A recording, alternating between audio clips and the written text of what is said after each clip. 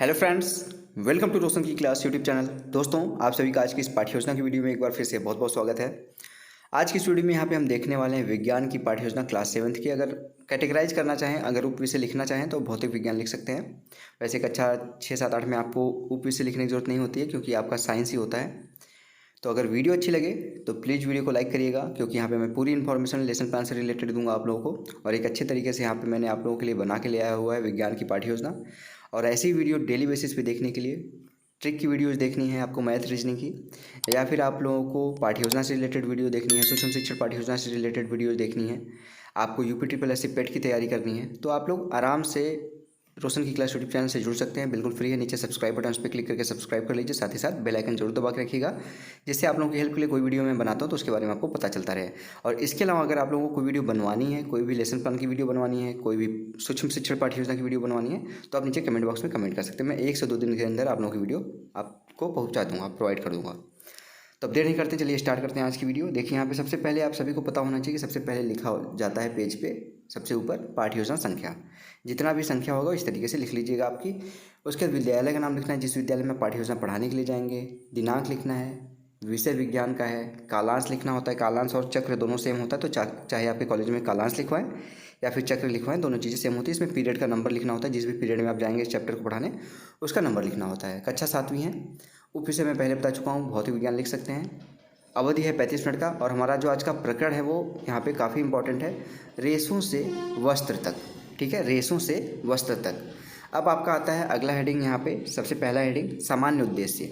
सामान्य उद्देश्य हेडिंग लिखने के बाद इसमें आपको कम से कम 4 से 5 पॉइंट लिखना होता है अपने विषय के ऊपर, कि ये विषय पढ़ाने के बाद बच्चों को आप क्या सिखाना चाहते हैं। जैसे विज्ञान विषय पढ़ा रहे हैं तो विज्ञान विषय पढ़ाने के बाद बच्चों को आप क्या सिखाना चाहते हैं, उनके अंदर किस प्रकार का नॉलेज डेवलप करना चाहते हैं, इसके बारे में सामान्य उद्देश्य में कम से कम 4 से 5 पॉइंट लिखना होता है।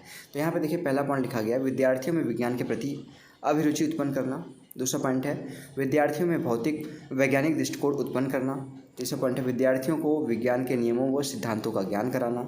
चौथा पॉइंट है विद्यार्थियों को अवकाश के समय का सदुपयोग करना सिखाना। और पांचवा पॉइंट है विद्यार्थियों में विचार शक्ति, तर्क शक्ति एवं कल्पना शक्ति का विकास करना। नेक्स्ट हेडिंग है आपका यहाँ पे विशिष्ट उद्देश्य। विशिष्ट उद्देश्य में देखिए यहाँ पे लिखा गया पहला हेडिंग ज्ञानात्मक। इसमें आपका जो टॉपिक होता है उसको पढ़ाने के बाद बच्चों को क्या सिखाना चाहते हैं उसके बारे में यहाँ पे कम से कम 2 से 3 पॉइंट, मैक्सिमम 5 से 6 पॉइंट लिखना होता है। तो यहाँ पे पहला हेडिंग है ज्ञानात्मक उद्देश्य। इसमें फर्स्ट पॉइंट है विद्यार्थी रेसों के बारे में जान सकेंगे। सेकेंड पॉइंट है विद्यार्थी रेसें प्रदान करने वाले जंतुओं के नाम बता सकेंगे। दूसरी हेडिंग है बोधात्मक उद्देश्य। इसमें देखिए लिखा गया विद्यार्थी विभिन्न प्रकार के रेसों का वर्गीकरण कर सकेंगे। दूसरा पॉइंट है विद्यार्थी रेसों के स्रोतों के यहाँ पे उदाहरण दे सकेंगे। इस तरीके से लिखा जाए स्रोत में। ठीक है, अगली हेडिंग है यहाँ पे अनुप्रयोगात्मक उद्देश्य। इसमें देखिए लिखा गया फर्स्ट पॉइंट विद्यार्थी विभिन्न प्रकार के रेशों को का अपने जीवन में उपयोग कर सकेंगे। दूसरा पॉइंट है विद्यार्थी रेशम प्रदान करने वाले पेड़ पौधों का उल्लेख कर सकेंगे। अब यहाँ पे देखेंगे नेक्स्ट हेडिंग आता है आपका पूर्व ज्ञान। पूर्व ज्ञान में लिखना होता है आपको बच्चों को अभी तक क्या नॉलेज है। तो इसमें देखिए अक्सर पॉइंट का जो चैप्टर होता है पढ़ा रहे होते हैं उसी को लिख देते हैं कि सामान्य जानकारी है, तो उससे मिलता जुलता। तो विद्यार्थी वस्त्रों के बारे में सामान्य जानकारी रखते हैं, क्योंकि हम प्रस्तावना प्रश्न इसी टॉपिक से पूछने वाले हैं। अगली यहाँ पे हेडिंग है सहायक सामग्री। सहायक सामग्री में देखिए लिखा गया कपड़ों के टुकड़े आदि। इसके अलावा आप लिख सकते हैं चौक, डस्टर, लपेट फलक, संकेतक, चार्ट पे बना के कुछ ले जाके दिखाना चाहते हैं बच्चों को, तो वो सारी चीज़ें यहाँ पे सहायक सामग्री में आप लिख सकते हैं। अब लेसन प्लान का सबसे इंपॉर्टेंट हेडिंग आता है प्रस्तावना प्रश्न। प्रस्तावना प्रश्न इसलिए सबसे इंपॉर्टेंट कहा जाता है क्योंकि इसको बनाते समय कुछ बातों का ध्यान रखना होता है, जिसमें से मैं आपको बताता हूँ। पहली बात का ध्यान रखना होता है स्ट्रक्चर। तो 3 कॉलम का स्ट्रक्चर होता है, क्रम संख्या, छात्राध्यापक क्रिया, लड़की है तो छात्राध्यापिका क्रिया, विद्यार्थी अनुक्रिया। आप बच्चों से प्रश्न पूछेंगे, बच्चे उसका आंसर देंगे, फिर उस आंसर से आप दूसरा प्रश्न बनाएंगे, उसका बच्चे आंसर देंगे, फिर उससे तीसरा प्रश्न बनाएंगे। इस तरीके से कम 3 प्रश्न पूछ के अपना प्रकरण निकलवा सकते हैं। ज़्यादा से ज़्यादा 5 से 6 प्रश्न पूछा जा सकता है अपना प्रकरण निकलवाने के लिए। तो यहाँ पे देखिए फर्स्ट क्वेश्चन आप पूछेंगे बच्चों को हाथ में कपड़े के टुकड़े को दिखाते हुए। अपने हाथ में कपड़ा ले जाएंगे आप घर से, तो उस कपड़े को अपने हाथ में रख के बच्चों को दिखाइए, पूछिए कि आप हमारे हाथ में क्या देख रहे हैं। तो बच्चे बोलेंगे हम आपके हाथ में कपड़ों का एक टुकड़ा देख रहे हैं। तो बच्चे से फिर पूछेंगे दूसरा क्वेश्चन, कपड़े किससे बनते हैं। तो बच्चे बोलेंगे कपड़े धागे तथा ऊन से बनते हैं। तो फिर तीसरा प्रश्न बनेगा धागे तथा ऊन हमें कहाँ से प्राप्त होते हैं। तो बच्चे बोलेंगे धागे तथा ऊन हमें पेड़ पौधों व जंतुओं से प्राप्त होते हैं। फिर चौथा क्वेश्चन आ जाएगा पेड़ों से प्राप्त होने वाले रेशों को क्या कहते हैं। बच्चे यहाँ पे देखेंगे समस्यात्मक देखिए यहाँ लिखा गया है, समस्यात्मक प्रश्न हो जाएगा ये, इसके बारे में बच्चे नहीं बता पाएंगे। जैसे नहीं बता पाएंगे, अपना उद्देश्य कथन आपको बोलना होता है, उस टॉपिक को बताना होता है जो आप बच्चों को पढ़ाने वाले हैं, तो उद्देश्य कथन में देखिए लिखा गया है। इसी तरीके से आपको क्लास में बोलना भी है। बच्चों, आज हम रेसों के बारे में विस्तृत अध्ययन करेंगे। अब बच्चों को पता चल गया कि उनको कौन सा चैप्टर आप पढ़ाने वाले हैं। अब इस चीज़ को आप प्रस्तुत कर सकते हैं, यानी कि इस हेडिंग लिखना है आपको प्रस्तुतिकरण। ये पूरा 2 पेज बना के, जो 2 पेज आपका आमने सामने होता है उसको मिला के बनाना होता है। देखिए, शिक्षण बिंदु है, छात्राध्यापक क्रिया है, विद्यार्थी अनुक्रिया है, शिक्षण विधि और प्रविधि है, और श्यामपट्ट कार्य है। इसको मैं जूम करके भी दिखाऊंगा अभी आपको। तो अब यहाँ पे इस तरीके से यहाँ पे टोटल 5 कॉलम बनाया गया है, तो 5 कॉलम बना लीजिए। अब इसको मैं जूम करता हूँ, देखिएगा ध्यान से। पहला यहाँ पे देखिए शिक्षण बिंदु है, पौधों एवं जंतुओं से प्राप्त रेशे। विकासात्मक प्रश्न है, ऊन हमें किससे प्राप्त होता है? बच्चे बोलेंगे ऊन भेड़ से प्राप्त होता है। दूसरा प्रश्न है, रुई हमें किससे प्राप्त होता है? बच्चे बोलेंगे रुई हमें कपास से प्राप्त होता है। अब इसके बारे में स्पष्टीकरण देंगे। पौधों से प्राप्त होने वाले रेशे पादप रेशे कहलाते हैं। कपास के पौधों के बिनौलों से हुई रुई तथा पटसन या सनई के पौधों से के तनों से जूट के रेशे प्राप्त किए जाते हैं। इसी प्रकार जंतुओं से प्राप्त होने वाले रेशों को जांतव रेशे कहा जाता है। ऊन तथा रेशम प्रमुख जांतव रेशे हैं। ऊन के रेशे भेड़ अथवा याक के शरीर से के बालों से, जो आपका याक होता है, पहाड़ी बैल कह सकते हैं उसको, के बालों से तथा रेशम के रेशों, जो रेशम के कीड़े होते हैं उनसे प्राप्त किया जाता है। अब विकासात्मक प्रश्न पूछ लीजिए यहाँ पे, बहुत प्रश्न, ठीक है। ऊन का क्या उपयोग है? बच्चे बोलेंगे ऊन का उपयोग ऊनी वस्त्र बनाने में किया जाता है। देखिए यहाँ पे लिखा गया है। अब यहाँ पे छात्र वाले कॉलम में देख लीजिए क्या लिखा है, उसको भी मैं दिखा देता हूँ, कुछ भी छोड़ूंगा नहीं, सब बताऊँगा आप लोगों को। अब यहाँ पे देखिए लिखा गया है छात्र वाले कॉलम में, बच्चे उसका आंसर दे रहे थे। फिर यहाँ पे लिखना है आपको, ध्यानपूर्वक सुनते हैं व समझते हैं बच्चे। ऊपर जो प्रश्न पूछ रहे थे विकासात्मक, वो प्रश्नोत्तर विधि थी। नीचे जो स्पष्टीकरण दे रहे थे स्पष्टीकरण विधि है। और श्यामपट्ट पे जो आपने पढ़ा है उसमें से इंपॉर्टेंट पॉइंट जो है वो श्यामपट्ट पे लिख दीजिए, सारी पॉइंट लिखने की जरूरत नहीं होती है। पौधे से प्राप्त होने वाले रेशे पादप रेशे तथा जंतुओं से प्राप्त होने वाले रेशे जांतव रेशे कहलाते हैं। ये हो गया।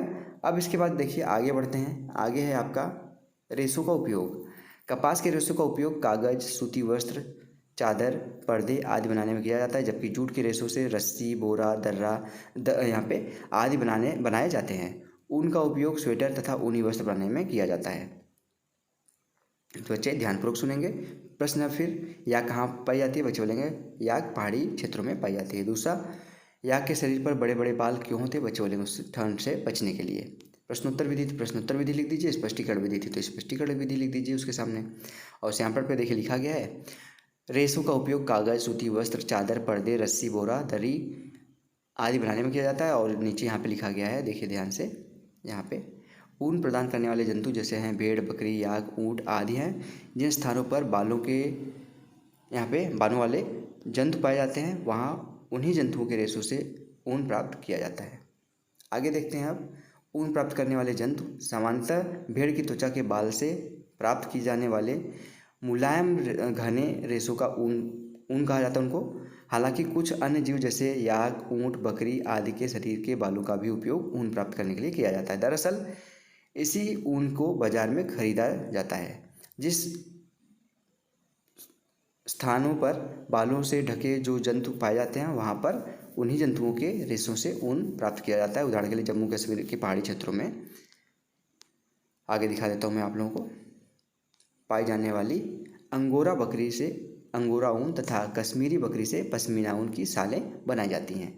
याक का ऊन तिब्बत तथा लद्दाख में प्रचलित है। दक्षिण अमेरिका में लामा और एल्पेका नामक जंतुओं के ऊन प्राप्त किए जाते हैं। छात्र वाले कॉलम में लिखा गया है, छात्र ध्यानपूर्वक सुनेंगे। स्पष्टीकरण विधि तो स्पष्टीकरण विधि लिख दीजिए, ठीक है।